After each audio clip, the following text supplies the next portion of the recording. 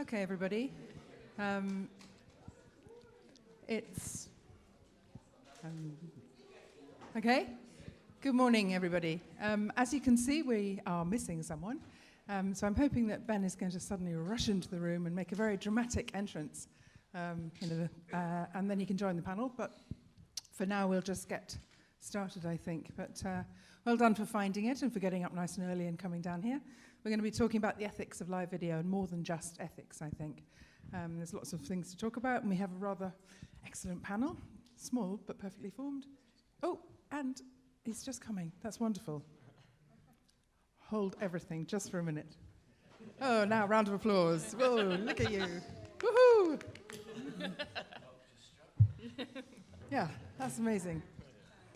Brilliant. Thank you. My name's Sue Llewellyn, and I'm a former BBC journalist turned social media consultant and trainer. And I spent 15 years doing live TV programs, live news programs, so well used to everything that can go wrong. But obviously now anybody can do it. And anybody is doing it. And anybody is creating things that we see all the time, which could be, I don't know, some rather awful examples of live streaming torture, live streaming rape, live streaming car crashes. I mean, it really is car crash TV, or live streamed car crash type stuff. So the panel today is going to talk you through some of the issues, but I'm just going sort of one end to the other. Ben de Peer, who's the editor of Channel 4 News.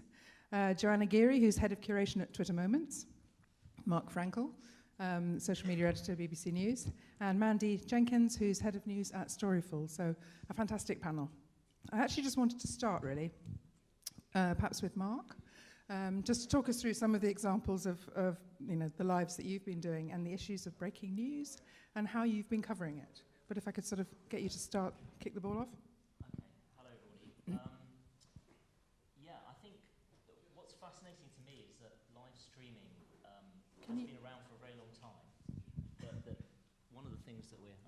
Sorry, I'm not sure that the mic's working. Hang on. Yeah. We're all on, Try ready again. to go. Okay, I'll start again. Live streaming has been around for a very long time, but I think what's fascinating to me is the extent to which in the last 6 to 12 months it's evolved in many, many different ways into something, as Sue's rightfully pointed out, that's both horrific and challenging simultaneously. And certainly from where I sit, because we do a lot of breaking news at the BBC, and a lot of our live streams are breaking news live streams, there are huge challenges to making sure that the audiences that we're broadcasting to have something that's both fascinating and responsible simultaneously. And the danger, I think, is that it can very quickly descend into voyeurism. I think there's a distinction between good journalism on live streaming and something that is simply a moment, and an extended moment, in which the audience can just fill their boots with something that's extraordinarily exciting, but not particularly valuable as a journalistic experience, because you're not actually explaining anything, you're not providing any context around anything, you're just simply presenting something back. Particularly, in my mind's eye was, events in Westminster not that long ago where we all went live, several of us. The BBC, we actually broadcast live for 4 hours. And gave people sort of painted pictures of a chaotic unfolding scene. But we've had other things too. I mean, we've had lots and lots of breaking news live streams in the last year, because 2016 was rather defined by it. We had the attack on the Berlin market, the Christmas attack. We've had Nice, we've had Munich, terror attacks in many locations, many of which were brought live to audiences on Facebook, and many of which I think presented huge challenges to us, because of course as soon as you go live, particularly on Facebook, where the comments are very sticky, slightly different on other platforms where you can swipe those comments away more effectively, but particularly on Facebook, you get people saying, well, I know who did it, the identity of the man responsible is, here's a picture that I've got of a dead child. There are all sorts of things, and there's no pre-moderation of those comments. So I think that's probably where I would start, Sue, because I think that those are some of the biggest challenges. There are other challenges as well that I'm sure we'll get into around resources, around the moderation of those comments in other ways, around the equipment that you can use and the difficulty of that equipment when you don't have the right equipment and obviously suddenly people can't hear or they can't see effectively. There are lots of other, and there are privacy challenges too, but I think probably the most visceral one from my perspective is around breaking news. It's a sort of, just because you can, do you feel you should type thing with this sort of live? Do you think the audience are actually asking for it? Are they expecting it now? I think the audience, there is an expectation. I think now, because you can do it, and because people have devices on them the entire time, because you have a mobile phone that you can just watch unfolding events in a multitude of ways, I think there is an expectation that media companies, the journalists, will just provide it. But I still think, my challenge back to the journalists, if you like, is to do it responsibly, because you don't stop being a journalist just because you start live streaming. We still have an ethics code. We still have a responsibility to put into some context what we're seeing and what's unfolding before our eyes. And perhaps, Ben, I could bring you in to talk about your decision to stream Mosul. I am the editor of Channel 4 News. It wasn't my decision, but I'll own it for the purposes of this. Channel 4's decision. I think so. Live TV, I spent 10 years working at Sky News, and you always went live to everything you could, and it sort of pushed the BBC into doing the same thing. But of course, you're regulated by Ofcom when you go live on a TV, on a television news station. So you have Ofcom requirements. You can't show shocking things. You can't. You have to be balanced. You have to be impartial. Then we had the ability to live stream on our website probably 3-4 years ago, and when I first got that ability, we did all sorts of stuff, and we were live streaming press conferences before they began. We were live streaming live shots of interesting places. We weren't curating, we would just put, at ITN we probably have 20 live feeds coming in, and we tended to switch between them all. And then in 2014 we live streamed North Korean television news every night for 2 weeks, and we translated it. And we got a sort of following of about 10 or 15,000 people. Then Facebook came along with their live stream, and there isn't really much difference between, it's just live television. And I think we treated it in a different way, because before we thought we have to be clear with the viewer, whoever's watching, that this is still a Channel 4 News output, and we can't separate what we do from Ofcom regulation. However, when Facebook Live came along, I think everyone thought this is Facebook, so it's different. And we made the stupid decision to live stream an AP live feed of Mosul when the Kurds first advanced into the city. And I wasn't aware of it until someone called. I was in my office having a meeting, and someone said, "You should turn your Facebook live feed on." And it was horrible. There were sort of emojis, there were happy faces, there were sad faces, and there were images of troops advancing. You couldn't actually see fighting per se, but you could see explosions in the distance. And I just ran out of my office and said, what the fuck are we doing? Was my expression, excuse my French, but and so we took it off. We didn't handle it well afterwards, because I think we then tried to make up some. I was in another meeting. We came up with some weird press strategy that it was a good thing to do when it wasn't. So that's the one mistake we've made with Facebook Live. We have used Facebook Live primarily to give more context from correspondence and from our presenter Jon Snow. We will keep a discussion going in the studio at the end of the programme. We will have experts in to discuss something like Sudan, or we will have a correspondent like Kylie Morris wandering around Congress, showing people where how it works, what the mechanics of it are. We will have Gary Gibbon go live from Parliament. The weird, I think, other than the Mosul experience, which was ridiculous, the strangest experience we had was the day after Brexit. We broadcast live from Abingdon Green, which is outside Parliament, and we streamed it on Facebook. And there was a demonstration, a pro-EU demonstration that was going on in Parliament Square, which is 100 metres away. And people who were watching our programme on Facebook Live came from Parliament Square to behind our position, and it ended up with about 10,000 people. And they started chanting pro-EU slogans. And on our programme, the presenters and reporters reacted, well, there is a huge, it became its own news. And I think it generated a demonstration that wasn't actually a reflection of the will of the people. But the presenters thought, oh my goodness, there's a spontaneous uprising. But actually Facebook, the fact that we were on Facebook Live was drawing demonstrators to our live position. So it's a very powerful tool, and you need to be very careful with it. And of course, Facebook is not regulated by anyone. I know that Facebook chose, for whatever reason, to pay the BBC and some others money to do Facebook Live. So I think there was a requirement, or probably an obligation, for Sky and the BBC and people who got money from Facebook to do it live.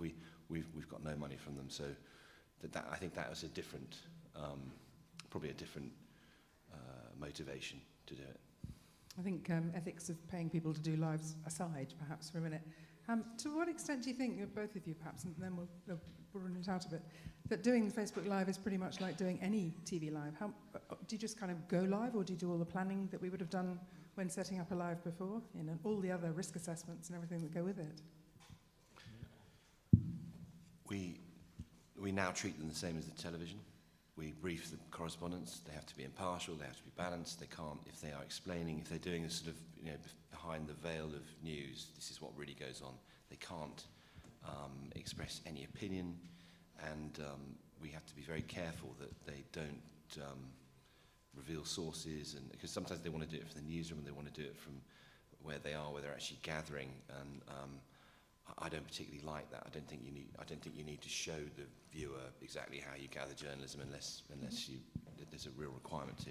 So you have to be very, very careful, and you have to treat it exactly as if you're on television, because you cannot have one representation of Channel 4 News which is Ofcom regulated and balanced and impartial, and another one which is, well, this is what we really think. And I actually think it's more challenging than live television, because you've got comments and the emojis, as we've described, and you have to suddenly balance the obligation to actually show something and illustrate something with the fact that you've got an audience that can just come back at you at any stage, and the unexpected, as Ben describes, of suddenly you've got a crowd of people who appear behind you. So obviously you could have that in any live position, but I think one of the biggest challenges we found is that kind of story arc of trying to figure out what you're going to show and how you're going to show it and how you're going to illustrate where you are and what you're trying to do, in the event that you might get comments that are incredibly destabilizing. If you suddenly get a spurt of people arguing a particular point or saying that they want to see something that you're not prepared to show them, and you've located your live somewhere, what do? Do you just ignore them? Because the whole power and strength of a Facebook Live is that you have those comments, you have that live audience. It's not like live television, actually, because unlike live television, where you're just staring down the gun of a camera and broadcasting at people, it's an interactive experience. The expectation that the audience have is that they will be included in the conversation, that they will become part of it, that they will direct the camera. And if you don't do that, if you start to ignore that, then potentially you will get a very angry mob, and suddenly those likes and hearts on your screen turn to angry faces. One of the fascinating things that we've discovered through doing Facebook Live actually is that you can tell at the exact point that a Facebook Live has lost its audience, because all the happy faces start to turn to sort of angry and sad faces and crying faces, and you can see the sort of frustration building in the comments. So we often sort of wait for that point, and when we see it, we go, okay, maybe that's time to call it a day, or to change tack. But it's instant feedback. Yeah, but how do you moderate the comments, and do you ever feel that there are certain topics that you might be covering that they ought to be switched off in terms of sort of decency? Or yeah, well, funnily enough, I was talking to Facebook about this yesterday and suggesting that what I'd love to be able to do is to have a pre-moderated environment for comments on sensitive lives. So, for example, if you do want to go live following the attack in Westminster or any other terror attack, that you could have a sort of green room area for producers, admins to your page, where those people would be able to see those comments, pre-moderate them in terms of filter out the ones that are likely to be defamatory or libelous or troublesome in other ways, and though the comments that were acceptable would get through. Now, this wouldn't, I think there are issues with this in terms of freedom of speech. Obviously, everybody's comment has a right to appear in some form, but could Facebook, for example, design a system where some comments appeared hidden if they weren't, if they were going to, disrupt or defame or create problems? Because I think that would actually help us all. Because one of the, at the moment you can't pre-moderate at all. You can only post-moderate. And BBC News, for example, we have a page with over 40 million fans. When we go live on any given story, we might get upwards of 3,000 to 5,000 comments. There's absolutely no way, even if you had 200 people in a room looking at every comment, that you would be able to guarantee that you would be on top of everything. So something like that sounds like a jolly good idea, a bit like a sort of 5-second delay. Absolutely. Just for legal issues, if nothing else. Yeah. Can I bring you in, Mandy, to talk about some of the issues with verification and some of the things that you've seen with the... You'll need to grab that one. Yeah. And how difficult is it, sort of verifying live videos as they come in? Well, in some ways, it's easier to verify a live video than one that's not, just because it's a constantly moving, fluid situation, so that you're getting more information the longer that someone is recording as they're taking in a scene, and you can interact with them in a lot easier of a fashion than you usually can if you're, say, reaching out on social media to someone that you don't know and trying to find out from them, what are you doing here? What's your connection to the story? What's your motivations here? To some extent, that's a lot easier on Facebook Live. If you're able to interact with them and they're already in there, they're already addressing comments, it makes it somewhat easier in that sense. But it also is a lot more kind of fluid situation. Like you said, there's lots of factors that can come into play that you might not have to consider nearly as much when you're not working in live video. But really the same standards apply, and I think that's something that for some reason hasn't crossed a lot of people's minds when they're still using the live streams of regular people in news broadcasts, that the same issues that you would have if you encountered a video that was shared to YouTube or Twitter that was not live still come into play. So you still have to verify, for one thing, what is this person's motivations? I think that's really key. What do you know about this source? Can you trust that this source is not going to do something terrible with this stream? So finding out everything you can about them, whether or not they actually own it, because now we've seen some spates of people filming screens of someone else's live stream, and then it makes it a lot more confused as to, are they really there? Do they really know what's going on? What's really their connection to the story? And then you find that there isn't one. So really doing the research on figuring out who the source is, what more you can find out about them, why they're in the location they're in, what their connection to the story is. Are they an activist? Are they law enforcement? Do they happen to live there? Are they an interloper who might be potentially trying to cause some trouble? Maybe they have a history of doing some things like that. It's just important to know that going in. And the usual with location as well. Though a lot of them are geotagged, you can't necessarily trust a geotag, especially if someone is filming somebody else's screen. So looking around the location, doing the same things like we do at Storyful around verifying location, like getting into Google Earth, seeing if that lines up against everything else we've seen. And really, if you can't get a good look at what's happening in the video, then maybe you shouldn't use it. If you can't actually see what's happening, what they're showing, they might not be where they say they are. So it's asking those questions too of, do I know enough about what's happening here to pass this along to viewers, to audiences, to really say that I definitely know that yes, it's happening here, it's happening now, and it's happening from this person. The only thing you might know is that it's happening now, which maybe is not enough to pass that along. So checking all of the usual boxes about what we really know and what we don't know when a live video is coming through.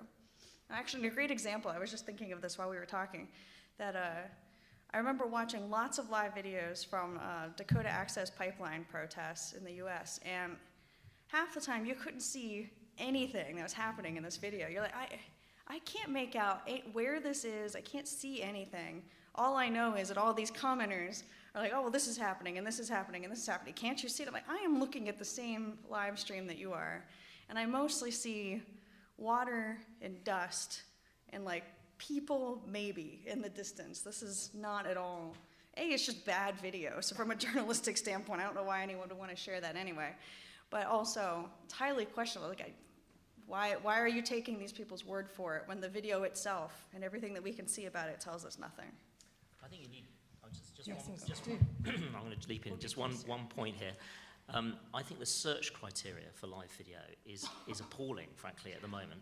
I mean, Facebook produce a live map, which is great, but all you can really see on this live map is thousands of lives happening all over the world. You can't filter, you can't search, you can't determine whether a live is genuinely located in that location, other than the fact that it's, you know, showing you something vaguely on a map. You've got no certainty around that. And I think that if we're going to take some of the points that Mandy rightfully says seriously and be able to do that verification around live, as we need to be able to do, we're going to need some additional filters here, because just the sheer volume of live streams is just extraordinary. And as somebody who works in a newsroom where you're constantly trying to look for good live streams to help you storytell on a developing news story or a breaking news story, it's almost impossible to use it. I don't know whether you'd feel the same, Amy. No, the search functionality is so challenging, because even in a place, because you have this wide map and you really can't even get any granularity at the map, let alone searching. So in a place where you might know, well, there's a protest there, I would like to see if maybe one of these live streams is a good one from that protest. And like half the ones that are in that area are like some guy getting high in his car, you know? Actual story. I found a guy just getting high in his car talking to his Facebook, like, while I'm trying to find a protest video. Very awkward when you can't even get that level of granularity in the location where that's going on. It's like, oh, it just happened to be the same city. We should be able to do better than that, especially if we're going to be doing any kind of real-time curation that's going to be effective. Absolutely. Well, talking curation, I was going to bring Jo in now. First of all, this filtering all the amount of absolute rubbish that's coming through and verification. How do you choose? I know you've only just started doing it, but for Twitter Moments, how do you choose what kind of live things that you might be using? Well, probably best to explain what we actually do within Twitter Moments, because I know it's still relatively new as a product. So we actually have teams in 7 locations around the world, covering and curating in 5 different languages, looking to answer a simple question, really, which is actually quite hard to answer, which is what's happening on Twitter, the platform. So that's our patch. That's what we look at, and we try and curate the best content to be able to describe and contextualize what's going on and what's drawing in conversation. For the last week and a half, we have had the ability to be able to place periscopes within that. Other live video apps do exist. And so currently, we are only doing replay. So we're not actually placing anything into a moment live, and that's because we understand the fact that we have a duty of care, and we need to think through this very carefully on the aspects of live video. Speaking personally, as someone who, prior to Twitter, was also a journalist at The Guardian, and I was actually using live streams back at my days in regional media at the Birmingham Post in 2007. I mean, this technology has existed for a long time. But personally, I've always felt that we have anyone who seeks to bring a piece of content, social content, to a wider audience has a tripartite duty of care. You have a duty of care to your audience, absolutely, and we do talk about that a lot, and we completely need to think about that when we're talking about live video. There is a risk profile that we need to assess that Mandy talked really well about like, do we know who this user is? Do we know what this situation is likely to evolve into? Do we trust that the live stream will go as we think it will? So it's about risk profiles of what's unknown. So we have a duty of care to the user. We also have a duty of care to the curator, because we are putting our own teams into situations where they may not necessarily know the outcome, and especially when we're talking about the sort of video that Mark's talking about, which is live breaking news. It's highly unpredictable and can have a massive effect on anyone who's consistently looking at that type of content. And we also have a duty of care, and this often gets forgotten, to the person creating that content in the first place. I think we get very excited when we see things coming from the scene on live video, but we cannot underestimate how underprepared many people are when they take out their phones to capture certain things that are going on. So by bringing that type of information and bringing that visuals to a bigger audience, we are actually changing the state of what they're doing and bringing them into an even more unknown situation. So I think every time we use live video, especially if it's not from one of our team members, and it never will be for Twitter Moments because we do not create our own content, we have to keep that tripartite of like ethics and duty of care in mind. I also think that this, like we've not said it, there's like really good reasons that live video exists and that it can be really positive. And two main things are that, one, users generally trust it a lot more. Maybe they shouldn't, there's reasons why they shouldn't, but there is a sense of believing a little bit more what you see. And obviously it's generally considered really fast, and often modern news consumers are expecting information very quickly from breaking news events. I would sort of bring a caveat to the second one as well as the first one. And the caveat to the second one is that sometimes actually the journalistic information that is needed to convey what is going on is more effectively conveyed via other media types than live video. So if you take London and the London terror attack that happened recently, there's, without a doubt, there is an hour of contextual, useful information coming out of the local area that was not live video, and was actually more useful in informing an audience about what was going on than live streams that happened later on, maybe an hour after the event. And so I think that there is, like, when we think about live, video is an incredibly powerful weapon in our arsenal, but is not necessarily the most live thing we will always have. And it's worth thinking about that when you're approaching a story, not always to think live video first. It's like live video as part of one of the many tools we can potentially use to tell this. So it's not just a shiny new toy in your toy box. I just wanted to pick up on that duty of care element. I don't think people realise quite what happens when you're, well, first of all, if one of your tweets goes viral, let alone your videos being used. What sort of things do they need to be aware of, the creators of these live videos? What do you need to look after in terms of their welfare? It's a good question. I think there's a lot. But, I'd echo what Joe's just said about, there are good reasons for going live, to give people a kind of unfiltered, unfettered experience of what they're seeing. But to your point about harm, I think you have to think to yourself, if I place this person in a live stream, am I in danger? Firstly, am I putting them in danger? Have they agreed to do it? Have they agreed fully to participate? And do they understand what participating actually means?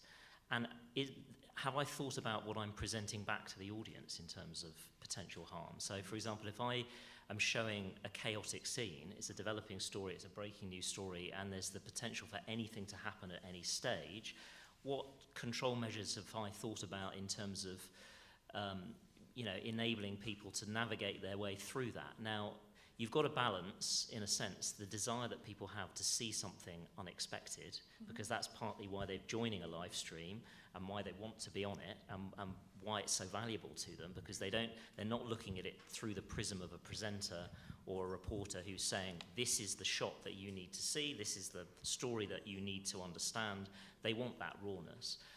But you have to balance that with the expectation that because it is chaotic, they might see a dead body, or they might see something that will disturb them if you haven't thought about the camera angle, or where you're shooting the live from, or how you're going to turn from A to B, or what your story kind of curve is likely to be in the context of that. I mean, one actually example of this that didn't involve a breaking news story, but was a real learning point for us, and we made it was a mistake for us in hindsight, was that this is some time ago now, we went to a rally in Trafalgar Square following awful attack in Orlando on a nightclub. There was a sort of a gay pride rally in Trafalgar Square sort of a day or two later, where thousands of people got together to sort of remember those that had died, and to think about the attack. And we sent a presenter down to do a Facebook Live from amongst the crowd, and he found a couple of young people, aged, in hindsight we discovered 15, who started talking about being in a gay relationship.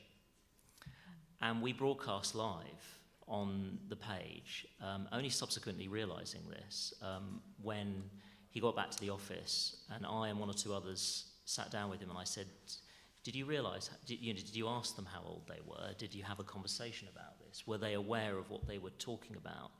Did their parents know? He, understandably said to me, well, they were quite happy to talk about this. They probably wouldn't have been quite happy to have spoken to their parents first about this. I didn't know the rights and the wrongs in terms of whether they had spoken to their parents or not, but the fact is that we'd ended up unwittingly broadcasting something without having gone through that permissions process, potentially putting those two young people in a harmful situation. There was quite a lot of trolling that went on the page from people who were not mindful of the attack in Orlando, but just wanted to get stuck into comments about gay rights. And we had a huge moderation challenge on our hands. And the other issue being that because the live video was then going to stick on the page, because that's what happens with Facebook Live, you record it live and then it sits on the page. We had a choice. Do we remove it from the page? Do we keep it on the page? Keep commenting, take down people's comments that were offensive? What do you do? But it's not like you've got an ephemeral experience that will just delete and remove itself after a few hours. The other thing to raise in that, I think, is just thinking of the situations you might find yourself. Do you ever feel the need to issue a health warning when you're doing a live, to say you may well see something you don't want to see? Or Yes, we do that all the time. We issue a health warning probably half the. I mean, if we're doing a Facebook Live, quite often it's context or going more in depth about a controversial subject. So we quite often will issue a health warning saying there may be frank opinions or there may be images. We will always try and avoid images of dead or dying people or grotesque injuries, because that's what we do on the television. So we have exactly the same attitude to Facebook Live, which wasn't shown when we did the Mosul video, of course. do you think it's going to change the way people expect to see stuff? I mean, there are so many people broadcasting horrible things, absolutely horrible things themselves, that they may well find that they're asking more and more and more of you in terms of horrible and more desensitized. Or Mandy's obviously got something to say on this one. Well, my thoughts on that is really that it isn't even what they expect from us as media, but really what they expect of one another and themselves. And I think that's going to be very interesting to see, especially once Facebook Live and Periscope are no longer new to the mainstream. Because like we said, we've all noticed that it's been around a long time, but now like my mom knows how to do it, which means it's very serious. And and I think that seeing how that evolves in the use of that technology and whether or not we're going to evolve in that usage. Because I mean, we said the same thing about social video itself, just a few years ago. Wow, everybody really will put anything online, and when will they kind of self-moderate themselves, or when will someone ask themselves if maybe they should or shouldn't put this up there? And that really hasn't happened yet, which I mean is both good and bad for journalists, because I mean it does give us a view into something we wouldn't otherwise get in a lot of cases, but also is opening up the doors to lots of possibilities of bad things that could happen, and really people that are even unwittingly roped into those situations. Because I think you potentially think about bystanders and people who aren't even knowing that they're going to be in a live video are now going to be part of the background of live video if everybody is live all the time. It's like that Dave Eggers book, The Circle, which if you have not read it, you should. In the era of live video, it's very spooky. That feels like the scary potential near future if it really went really far in that direction. Can I make just one other point, which is about sound, which I think is quite important for us to get onto, because Facebook themselves will tell you, and certainly I can corroborate this in terms of factually looking at our page, that 60 to 70% of the live videos that you experience on Facebook, I don't know what the same is from a Periscope perspective actually, but I'd be interested to know. People are actually watching without the sound on. Now, when we started to see this, I thought to myself, well, why on earth would you watch 10 minutes or 20 minutes of a live stream where somebody is talking and there's a conversation that's going on and you can direct it and so without actually hearing anything? And it struck me that for a lot of people, it's really just an experience to comment and an experience to get stuck into an alternative conversation. But that provides a challenge to us as broadcasters and publishers, because you've got to think, again, ethically, about the context of what you're showing. Because if nobody's actually got the sound on, or very few people have, then how are you able to explain to them effectively that what they're seeing is important and why it's important and what the context of what they're seeing is all about? So you have to think quite strategically about pinning comments, about how you could potentially bring some of those comments onto the screen into the video. You have to think a lot about the storytelling visually without a presenter actually talking into a camera, because you have to be mindful that so many people will never actually hear what that presenter or reporter is saying. That's fascinating. I hadn't even considered that. Did you want to say something, Jo? Well, it was slightly more related back to Mandy's point, Yeah. so, but to go back to that idea of like what's going to happen, everyone's going to be posting live videos, do we need people to understand journalism in order to have some sort of standards of what they post? And I think we kind of go down the wrong route when we do that, because we're thinking of it as professionals working in journalism, and we kind of hope that everyone can be like us. That's actually not the way that people are using media. I think that the human instinct to have others bear witness to an experience means that we will see people will continue to use live video themselves to capture extraordinary events that are happening around them, mundane ones, but also extraordinary ones. And I think that will continue to happen. I think that as a journalistic community, we need to be really, really thoughtful about how we treat those people and what we do with that content. And there is one thing that I would sort of make an appeal for, which is that to remember how those users think about what they're doing, and not to start to change your own editorial policy to try and beat them. And I've seen that happen a little bit with some outlets who are like, well, this stoned guy posted this video or did this live thing, we can totally do that too if we want to be ahead of him, or we want to, nowadays, ordinary users can post graphic violence, so if they can, we should be able to too. And I think that's going down a really tricky path, because that actually loses the benefit that we as an industry can offer. And that is that we can consciously bring something to our wider audience within the boundaries of an ethical framework. And we're thinking about those things very differently. I'm just fascinated by the way in which human behaviour is now affected by the fact that you have to film everything, and everything you do doesn't exist unless you take a photo of it. And we're not doing as many. That's why I think at Channel 4 News we've just thought, well, what are we going to add to this? How are we adding to people's understanding of what's happening in Sudan or Syria or Washington? And we were using it as a platform for experts. I think there was a bizarre shot of when the attack had happened on Westminster Bridge. There was a woman who was running up to every body that was lying there and filming it.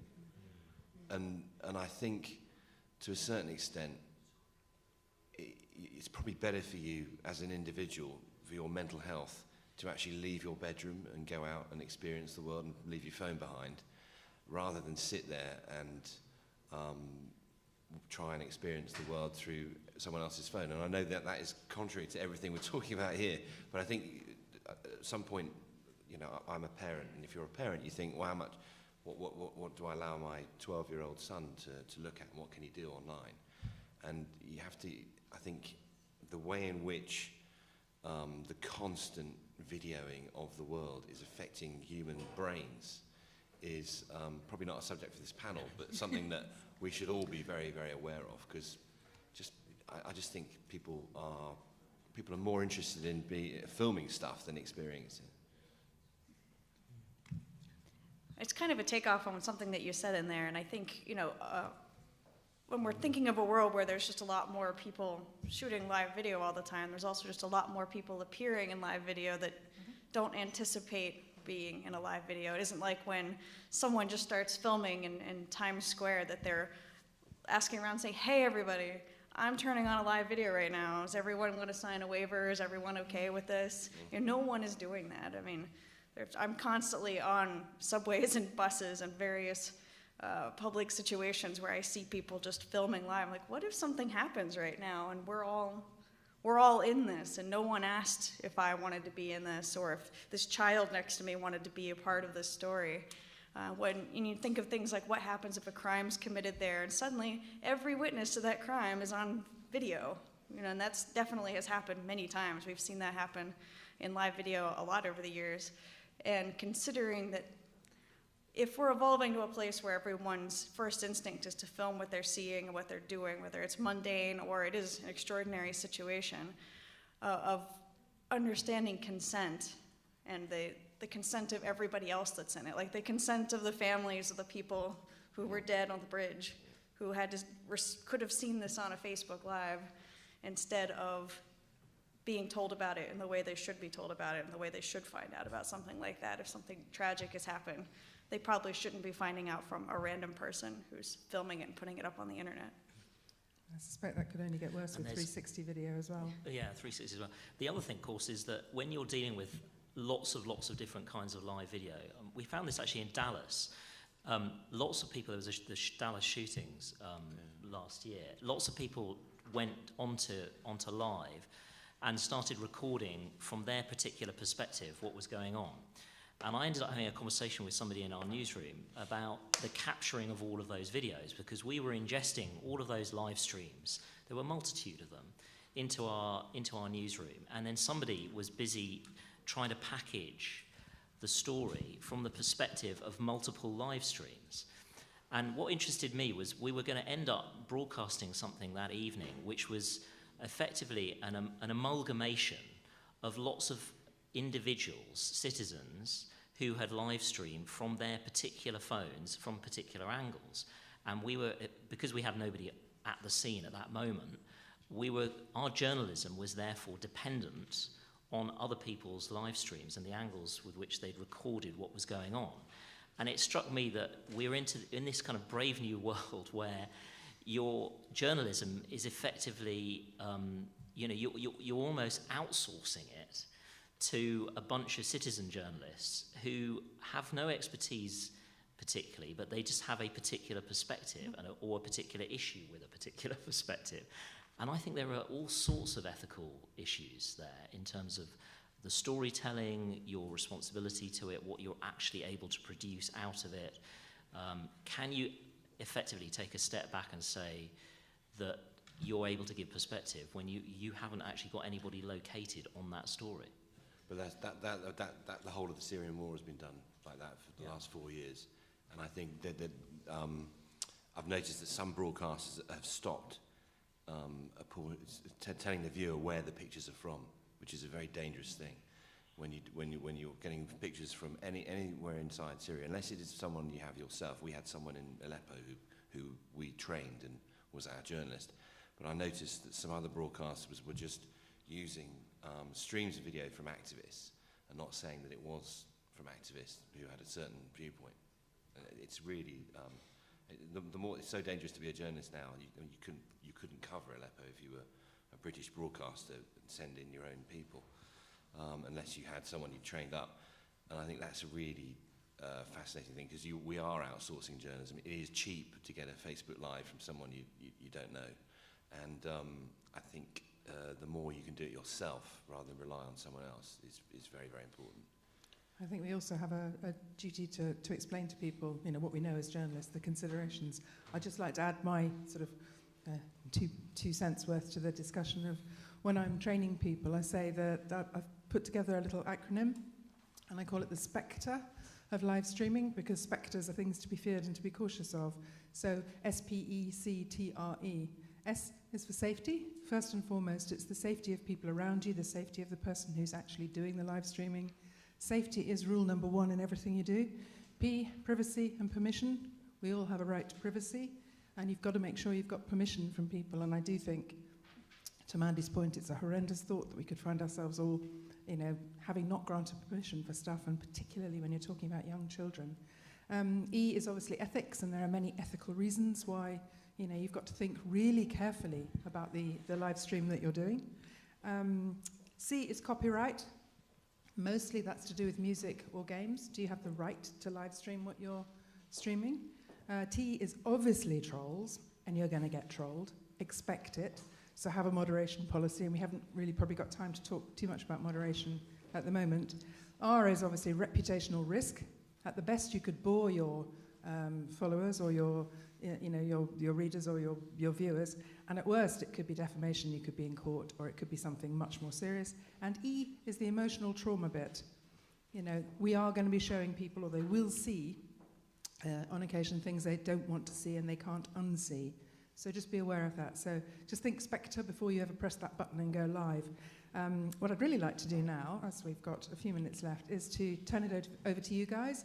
And I'm sure, with such a fantastic panel here, you've got some questions. But could I see some questions and turn it to you? I can then hand over the microphone. Oh, you're all looking terribly quiet.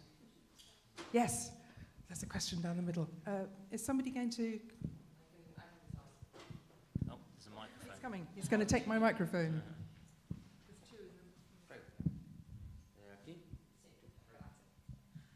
I just wanted to ask a question more about lending credibility to other users of live video, because I suppose with kind of respected professionals now using this tool, does that give the more amateur sources a believability, a credibility that they didn't have before? I think if I didn't see the BBC or Channel 4 using live video and I saw a Facebook stream, I'd go, I don't necessarily believe that. But now with people who I would trust doing it, I'm kind of slightly worried, perhaps going too far into the future, but people believing whatever they see now, because there is this believability, I guess. Yeah, I think absolutely. It's a very, very good point. I think it's given credibility to the medium, and it's given credibility to a whole range of people who would not have otherwise thought of it as a responsible medium.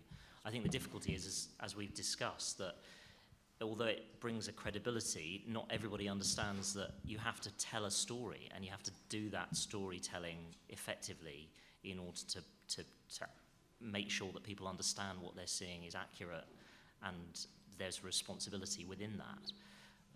And I think we've seen, we haven't talked about all the non-journalistic Facebook lives that are out there, from suicides to, people abusing one another live on social media. And I think that obviously there's not any journalism there, but what it's done is it has, to some extent, fed the appetite for people to sort of display themselves in rather provocative ways, and that's obviously not something we want to encourage. We've recently, it's about the last year, Channel 4 News has been called this horrible slur phrase, the mainstream media.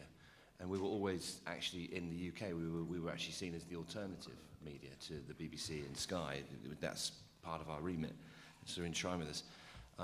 I've come out to defend the mainstream media all over the place. I think it's good to have an editorial process. It's good to have a journalist who thinks they're doing the right thing and they make a phone call to an editor and the editor says, no, you're not. It's good to have another person, a lawyer, checking it. It's good to have trained people and experienced people and people who are paid well or enough so they can actually live off journalism. And the whole attitude of Google, Facebook, and the big platforms now that it's okay because it's freedom and everyone should be able to do whatever they want is rubbish. It's just they can make a lot of money off it, and it costs a lot of money to make to actually make journalism.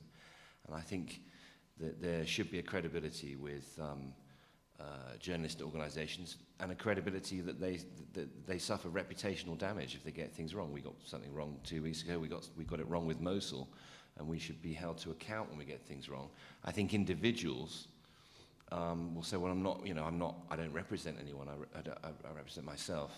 And I think that the responsibility goes not just from individuals, but it goes to Facebook, it goes to Google, it goes to every platform that is making huge amounts of money, much of which is kept in offshore tax havens, and they are not paying for journalism. And journalism is a really important thing, and you can see what's happened across the world in the last 2 years with the sort of spread of this fake news phenomenon and mainstream media lying and all the rest of it.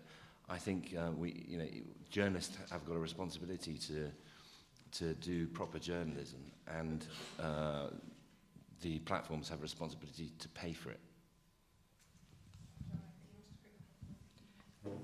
I'm going to leave Ben's opinions because I think they're clear. But I'll go back to answering the question in the sense of just to provide a corollary. I do actually think journalism is really important. We need to make sure that journalists remain journalists and are trained journalists. I do think we should look at live video within a historical context of other platforms that did have a kind of restricted access because of technology, and the amount of investment needed to access them, and what's happened in the interim when the barrier to entry has been much reduced. And it is absolutely right that there are people who are not trained who do end up publishing. There are voices that have not been heard that shouldn't necessarily be heard, but there are many voices that should, that have now got access to the ability to be able to tell their version of events or their stories. I still believe that that process is really important, and I still believe that if you look at the conversations we were having in 2004 about how blogging was going to kill the need for any professional journalist to exist, I think we realized that is absolutely not the case, and in fact it's more important now than ever. And I think that live video proves that, again, well-trained quality, well-trained journalists producing quality journalism is still something that is massively important to be able to help people understand what's going on in the world. I've been asked to stand up. Hi, both Joe and Ben, you've been talking about the need for journalists and mainstream media as well. And I think my concern is I completely agree we do need journalism, we do need the context, but there is a risk that if you want to call it the mainstream media broadcasts or streams, is increasingly different to what other citizens might be filming on those same events, and you kind of end up in that conspiracy theory world of you're showing this, but actually I'm seeing this very different version of it. And I don't know how you bridge that, but also is there something, should we be more aware of what else is being done and kind of look at it and try and learn a bit more? Because I think sometimes we think we're just right because we're trained and we know best. And there is a bit of that attitude. And so how do you get closer to a place where people actually think you are representing their perspective? In our newsroom, we have a saying that we use often, that there's always somebody closer to the story. And I mean, social media has proven that out for us time and again, that there's always somebody who's going to be closer to where the action is than we are, unless we can predict the future, which we can't. If we could, we would probably be making it a lot more money as a business. But, and because there's always someone who's closer, that's why we have to be paying attention to what's going on out there and learning from our audiences and learning from our communities and what they are doing in this space, because often they're going to be willing to try things that we might not be willing to try, or things we hadn't have thought of, and they have access to communities that we don't have access to. So it's extremely important to be balancing out what we're all producing as journalists against what the eyewitnesses and participants in news events have to offer as part of that story, because there's a lot more participants than just those of us who have the means to broadcast. I think the comments are partly what this is about, because you broadcast from your position and your perspective, but you're only, as you rightfully say, you're only broadcasting what you feel is important and valuable as a journalist, and that's the perspective that you have. But if you've got 20 people in the comments saying, actually, look what's happening behind you over there, I'd like to see more of that, or could you stop talking about that and walk 20 paces to your right and explain to us a little bit more about the context of what we're seeing here, you've got to be directed by that. And I think the challenge is actually back to us as journalists to be responsive to that and to go and to move our cameras and to move our perspective as we're being directed by those people who are interacting with the lives. And I don't think that's happening enough, frankly.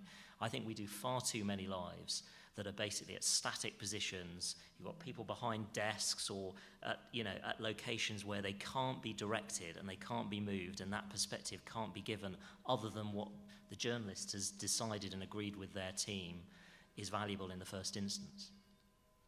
I would say as well, there's so many things that we can learn through how to actually use the format in a really engaging way. And I think one of the things that we noticed really early on with Periscope was a very completely different way of somebody providing information. So if you're broadcast media, this is how you hold the phone. If you are not, this is how you hold the phone. So it's the difference, or maybe down there, but it's the difference between I am the person talking and talking to you are standing next to me and we are talking together. Mm-hmm. And I think that's been really interesting to watch the emergence of a new format and a new way of engaging with video.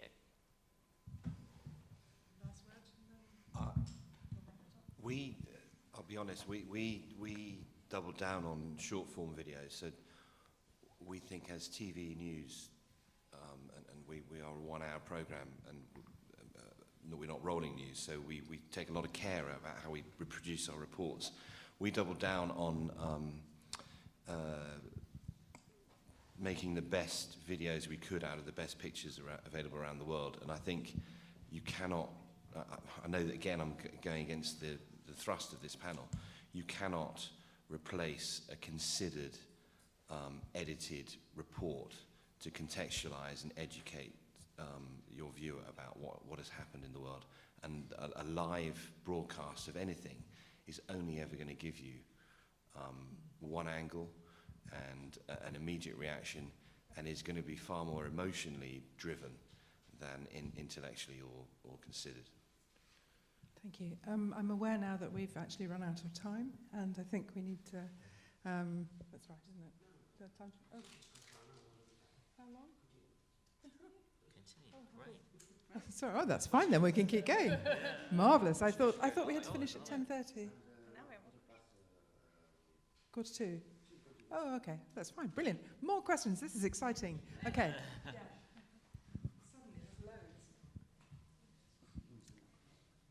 Hi. Thank you for the discussion. It's very interesting. So we've been hearing yesterday that Facebook is taking more steps to combat fake news after it became a reputational risk. The fact that people would say, I've read this on Facebook and it's fake. Is it going to be the same with live video? The more that you hear that there's Facebook live videos streaming rape and streaming crime and suicide, that then the platforms will take a more editorial approach to what is broadcast. Wouldn't that be marvellous?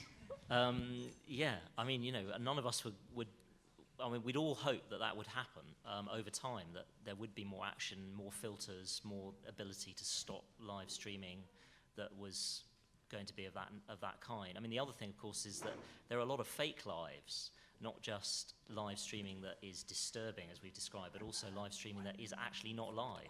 One of the things that not everybody knows about live is that you can record a video and play it in live, and Facebook will recognize it as live.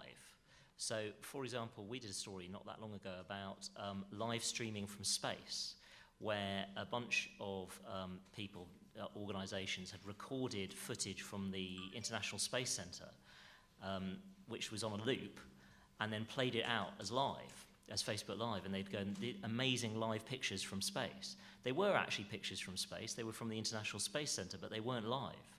And it was just an illustration of another issue which we've got here, which is that, as people are getting savvier about live and the algorithm that plays it up, they're turning to different opportunities to take video and push it out as live when it isn't. So yeah, that's something that we need to be mindful of too. I just have simple or not so simple practical question. How do you go about interrupting your live stream when you realize that it's starting to turn dangerous in a way for the audience, especially when you take up on what you said before, Mark, that you should let the audience direct your actions and your camera perspective and everything. But how do you deal with the fallout? I mean, you know people are going to say, why are you going this way? Why are you interrupting? Especially with the example that we had from the Trafalgar Square, for example. How would you do that practically?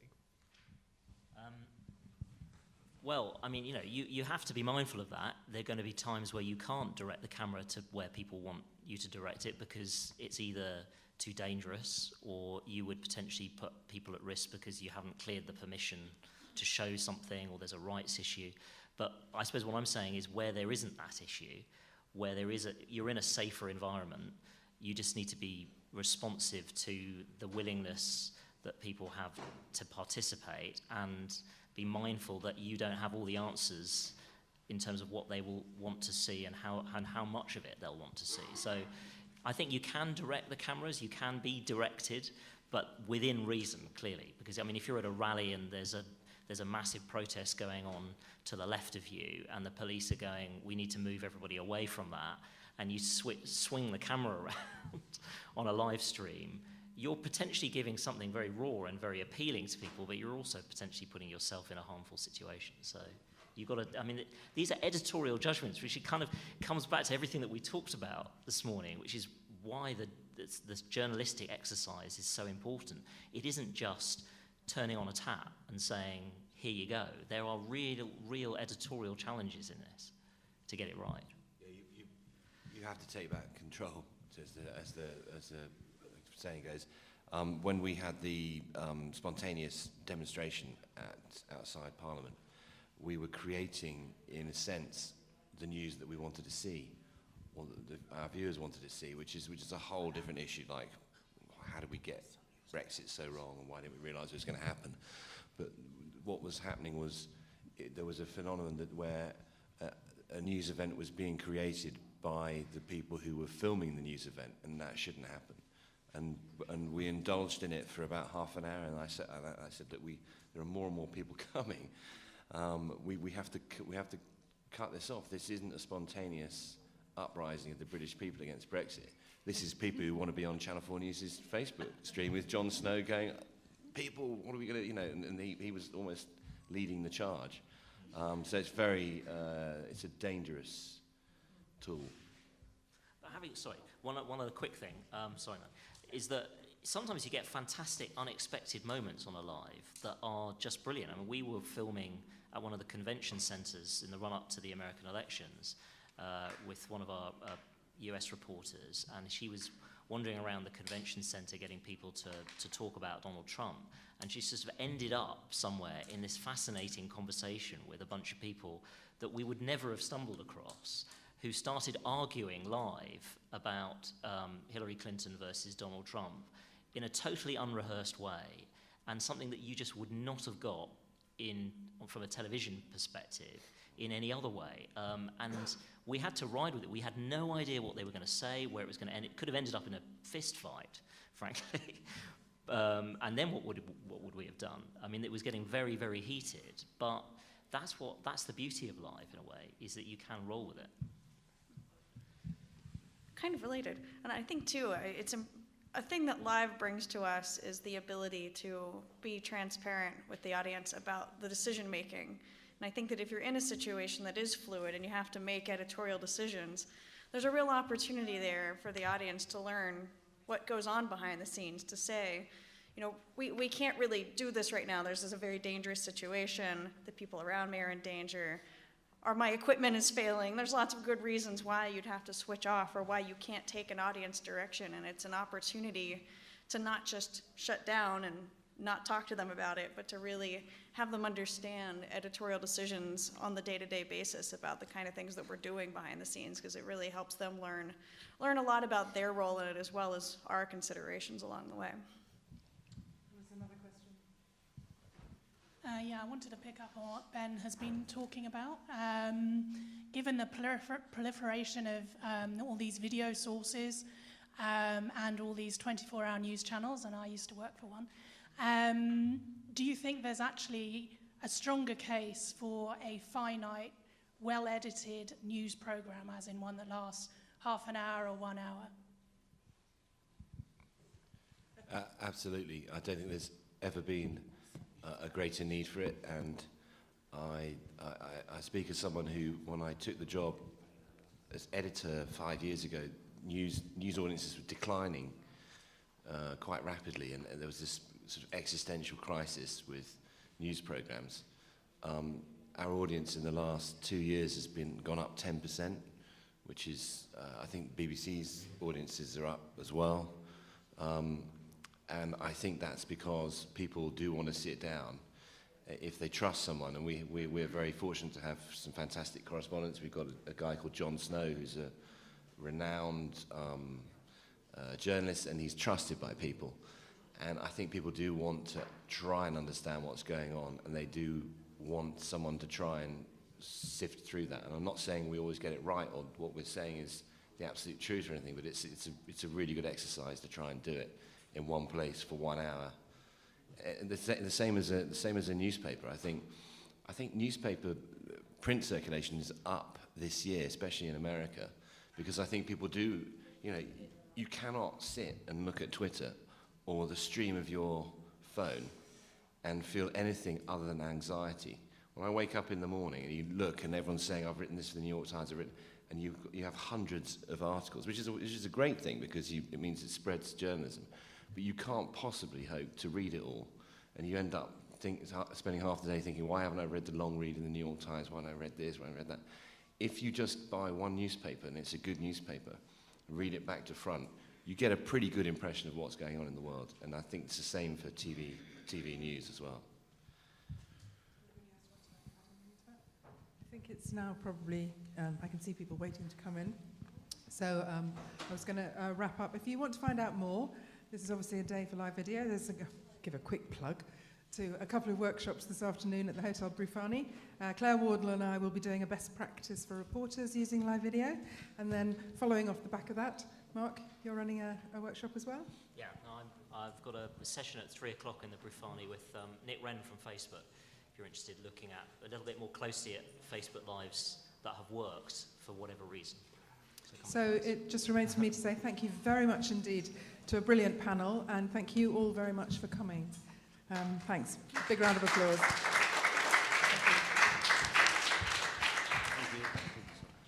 Journalists, just because you start live streaming, we still have an ethics code. We still have a responsibility to put into some context what we're seeing and what's unfolding before our eyes. And perhaps, Ben, I could bring you in to talk about your decision to stream Mosul. I am the editor of Channel 4 News. It wasn't my decision, but I'll own it for the purposes of this. Channel 4's decision. I think, I spent 10 years working at Sky News, and you always went live to everything you could, and it sort of pushed the BBC into doing the same thing. But of course, you're regulated by Ofcom when you go live on a TV, on a television news station. So you have Ofcom requirements. You can't show shocking things. You can't. You have to be balanced. You have to be impartial. Then we had the ability to live stream on our website probably 3-4 years ago, and when I first got that ability, we did all sorts of stuff, and we were live streaming press conferences before they began. We were live streaming live shots of interesting places. We weren't curating, we would just put, at ITM we probably have 20 live feeds coming in, and we tended to switch between them all. And then in 2014 we live streamed North Korean television news every night for 2 weeks, and we translated it. And we got a sort of following of about 10 or 15,000 people. Then Facebook came along with their live stream, and there isn't really much difference between, it's just live television. And I think we treated it in a different way, because before we thought we have to be clear with the viewer, whoever's watching, that this is still a Channel 4 News output, and we can't separate what we do from Ofcom regulation. However, when Facebook Live came along, I think everyone thought this is Facebook, so it's different. And we made the stupid decision to live stream an AP live feed of Mosul when the Kurds first advanced into the city. And I wasn't aware of it until someone called. I was in my office having a meeting, and someone said, "You should turn your Facebook live feed on." And it was horrible. There were sort of emojis, there were happy faces, there were sad faces, and there were images of troops advancing. You couldn't actually see fighting per se, but you could see explosions in the distance. And I just ran out of my office and said, you know, what the fuck are we doing? Was my expression, excuse my French, but and so we took it off. We didn't handle it well afterwards because I think we then tried to make up some. I was in another meeting. We came up with some weird press strategy that it was a good thing to do when it wasn't. So that's the one mistake we've made with Facebook Live.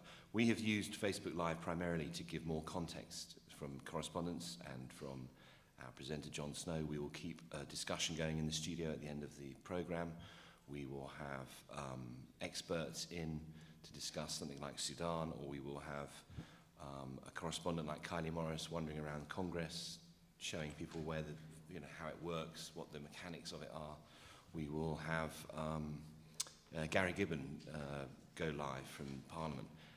The weird, I think, other than the Mosul experience, which was ridiculous, the strangest experience we had was the day after Brexit. We broadcast live from Abingdon Green, which is outside Parliament, and we streamed it on Facebook. And there was a demonstration, a pro-EU demonstration that was going on in Parliament Square, which is 100 metres away. And people who were watching our programme on Facebook Live came from... year, because 2016 was rather defined by it.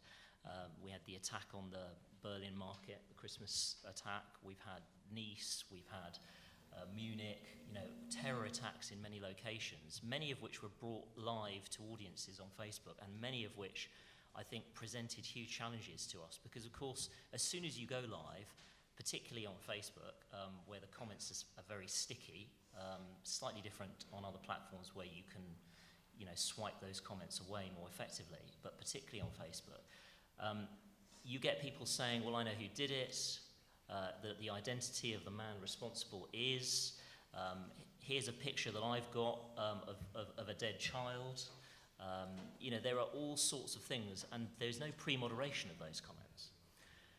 So I think that's probably where I would start, Sue, because I think that those are some of the biggest challenges. There are other challenges as well that I'm sure we'll get into around resources, around the moderation of those comments in other ways, around the equipment that you can use and the difficulty of that equipment when you don't have the right equipment, and obviously suddenly people can't hear or they can't see effectively. There are lots of other, and there are privacy challenges too, but I think probably the most visceral one from my perspective is around breaking news. It's a sort of, just because you can, do you feel you should type thing with this sort of live? Do you think the audience are actually asking for it? Are they expecting it now?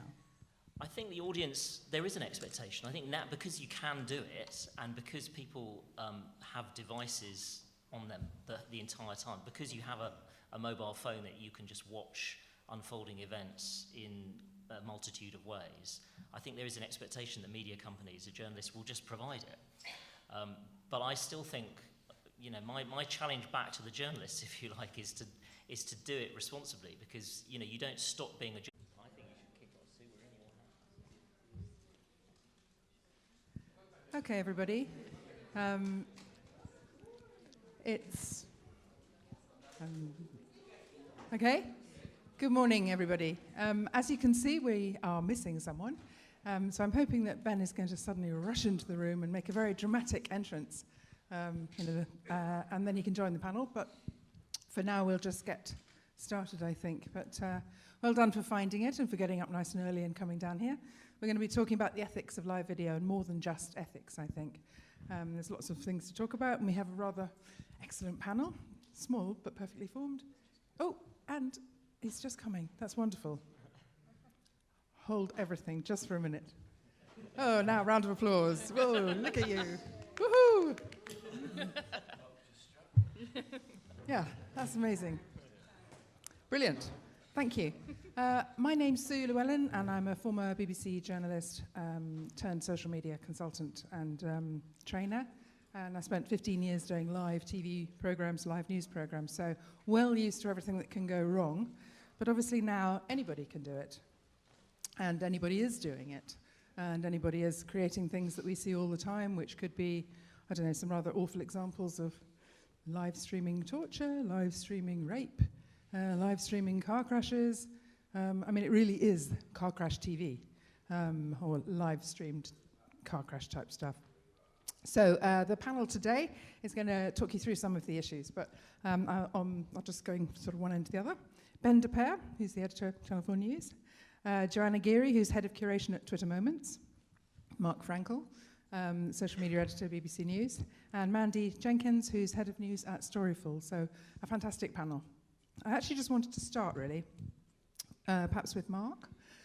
Just to talk us through some of the examples of the lives that you've been doing and the issues of breaking news and how you've been covering it. But if I could sort of get you to start, kick the ball off. Okay. Hello, everybody. I think what's fascinating to me is that live streaming has been around for a very long time. But one of the things that we're... Sorry, I'm not sure that the mic's working. Hang on. Yeah.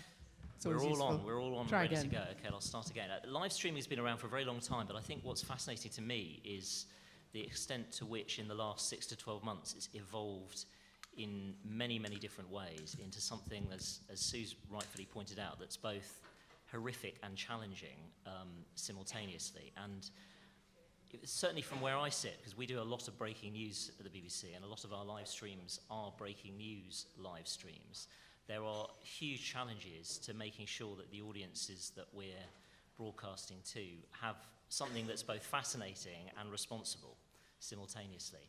And the danger, I think, is that it can very quickly descend into voyeurism.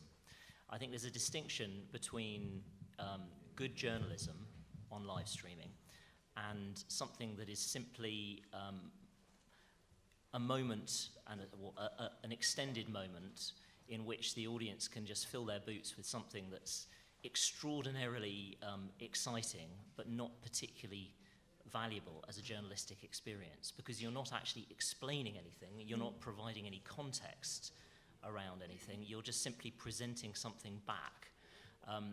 Particularly, in my mind's eye was, events in Westminster not that long ago, where we all went live, several of us.